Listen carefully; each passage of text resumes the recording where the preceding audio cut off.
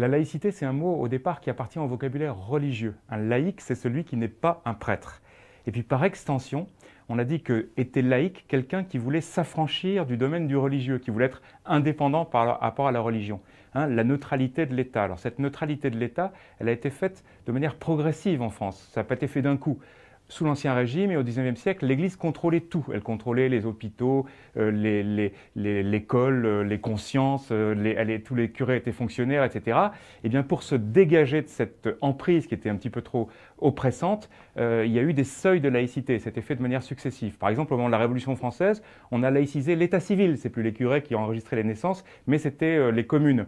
Et puis ensuite, sous la Troisième République, il y a eu d'autres seuils de la laïcité. On a laïcisé les hôpitaux, on a laïcisé les cimetières, on a laïcisé l'école, évidemment. Ça, c'est les grandes lois Jules Ferry que tout le monde connaît dans les années 1880. Et puis enfin, on est arrivé en 1905 à la loi cadre de la laïcité, celle qui est la loi de séparation des églises et de l'État. Alors il faut bien dire la loi de séparation des églises, puisque ça concerne toutes les religions, les juifs, les protestants, les musulmans, les catholiques, etc. La loi de séparation des églises et de l'État qui pose la laïcité en France et qui dit deux choses.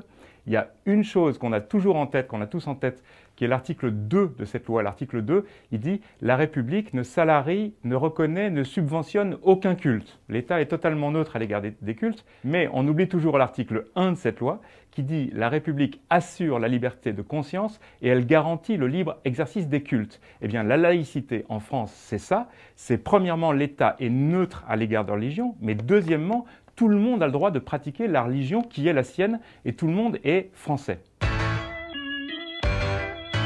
Alors par rapport à ces deux principes qui sont très clairs, eh bien, ça nous permet d'éliminer déjà dans le débat des gens qui se présentent comme des laïcs, qu'on pourrait appeler des faux laïcs. Il y a eu ceux qu'on appelait les laïcards au début du XXe siècle, qui étaient très puissants, qui disaient en fait qu'il fallait se servir de la laïcité pour supprimer toute la religion, qui étaient contre les religions, quelles qu'elles soient.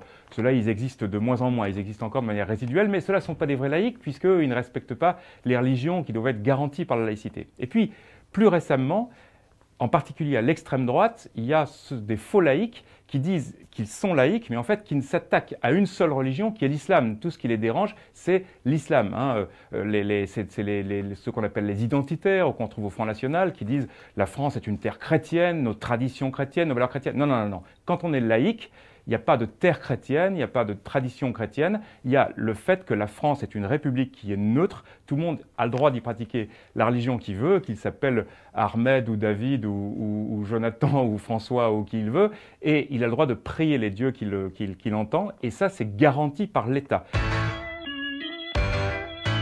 Pourtant, on a de temps en temps besoin de faire des nouvelles lois laïques, parce que notre loi de 1905, elle ne résout pas tout. Par exemple, on a eu besoin de faire une loi pour interdire le voile dans les écoles. Pourquoi? Eh bien parce que les lois qui précisaient la laïcité scolaire, les lois Jules Ferry, elles précisaient que devaient être laïques les programmes indépendants à l'égard de religion, devaient être laïques les locaux, pas de crucifix dans les écoles, devaient être laïques les enseignants. Par exemple, un professeur ne peut pas avoir une croix qui soit apparente, mais on n'avait pas, à l'époque de Jules Ferry, on n'avait pas pensé que le problème pouvait se poser pour les élèves. Eh bien, c'est pour ça qu'il a fallu faire une loi pour que les élèves n'aient pas le droit de porter des insignes religieux ostentatoires. Notre laïcité, elle s'impose à l'État, c'est-à-dire à tous les services publics. Par exemple, une postière n'a pas le droit de venir voiler, ou bien un postier n'a pas le droit de mettre une kippa quand il est à la poste, quand il travaille. Il a le droit de la mettre chez lui, bien sûr, mais pas à la poste. Eh bien, là, la question se pose pour cette crèche Baby-Loup parce que c'est une structure privée. Alors, aujourd'hui, qu'est-ce qu'il faut faire? Eh bien, il y a des gens qui sont un petit peu maximalistes, qui disent qu'il faut interdire les signes religieux, et le voile en particulier, dans toutes les entreprises privées. Oui, mais alors à ce moment-là, on dit les femmes voilées pourront plus travailler. Mais à ce moment-là, s'il y a une religieuse qui veut être dans une entreprise et travailler, elle n'aura pas le droit de se voiler non plus. À ce moment-là, un juif qui est pratiquant, bon voilà. Donc c'est un petit peu compliqué de l'étendre à tout le privé. Alors il y a des gens qui sont plus modérés.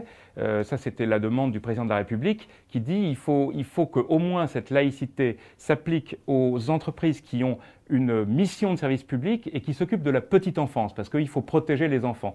Alors par rapport encore à ça, il y aura un grand débat. Il y a des gens qui disent oui, mais faites attention parce qu'une fois de plus, on va ressortir l'histoire de la peur de l'islam, de la peur du voile. Ça va rendre malheureux et ça va fragiliser les musulmans français qui ont le droit, comme tout le monde, de voir leur religion protégée. Donc ça, c'est un camp. Et puis il y a un autre camp qui dit mais non, c'est pas vrai, il faut absolument faire une loi forte parce qu'il faut protéger les enfants.